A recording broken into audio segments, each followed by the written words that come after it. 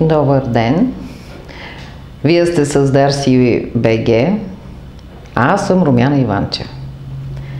Днес искам да говорим за отношенията. Отношенията, какви могат да са отношенията? Безкрайно много. Отношенията могат да бъдат между родители и деца, само между деца.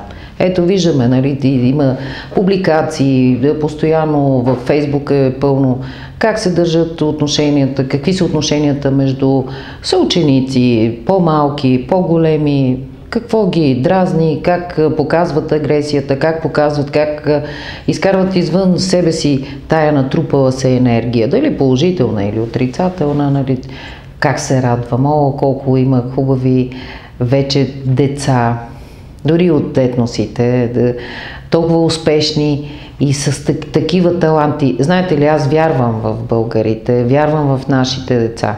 Но отношенията, разбира се, не са само между децата. Отношенията са първо между родителите. Отношенията са първо между по-възрастните родители на нашите родители. Ние запечатваме всичко виждаме и копираме. Много интересни са ми отношенията и аз искам да говоря отношенията между мъж и жена. Какви трябва да бъдат отношенията? Това ще разглеждаме през един по-дълъг период от време. Какви трябва да бъдат отношенията?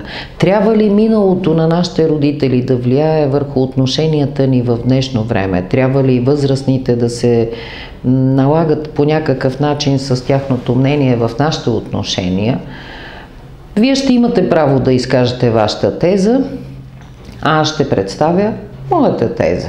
И всеки един от нас ще защитава. Освен тези отношения, не имаме отношенията между работодатели и работници. Законите, аз знаете, некъде казвала съм там по сайта, че аз имам счетоводна къща, волю-неволю, аз всеки ден се срещам с хора, които имат такива взаимоотношения, те са нарушени в едни случаи, в други случаи са перфектни. Рано или късно обаче може да избият тези отношения, може нещо да се разклати в тях. Моето желание е да ви науча как правилно. Ние говорихме вече за закона за приемането и отдаването и трябва да знаете, че той е важен и тук, и в тази сфера на отношенията. Ние постоянно трябва да знаеме какво ще дадеме, какво ще получиме. Ако ние се държиме перфектно с нашите работници, какво ще получиме от тях? Можем ли да ги накараме? Има такива. Вече западната цивилизация достатъчно такива способи е развила за повишаване на квалификацията, на уменията на работниците. Трябва ли, ето има примерно такъв въпрос ме терзае от много време. Трябва ли работодателя да учи работниците си?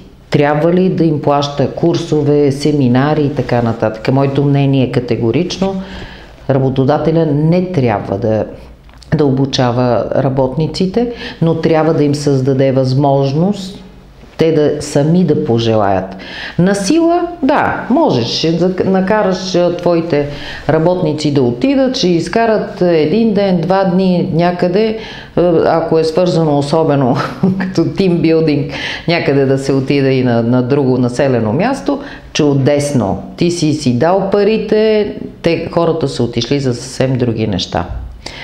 Моето мнение е, че работника сам трябва да желае да покаже, да иска да се разбере, да научи много повече за неговата професия и тогава да очаква. Ето го, виждате ли закона за отдаването?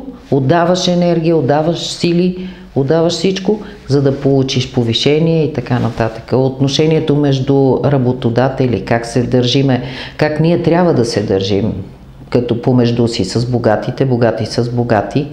Можем ли в този заключен кръг на богатите хора ние да влеземе? Не можем. Там се влиза само ако покажеш, че портфелът ти е пълен. А ние ще се учиме и ще си помагаме взаимно как нашия портфейл да стане по-голям и как нашите врати да бъдат отворени. Желая ви всичко най-добро. До нови срещи!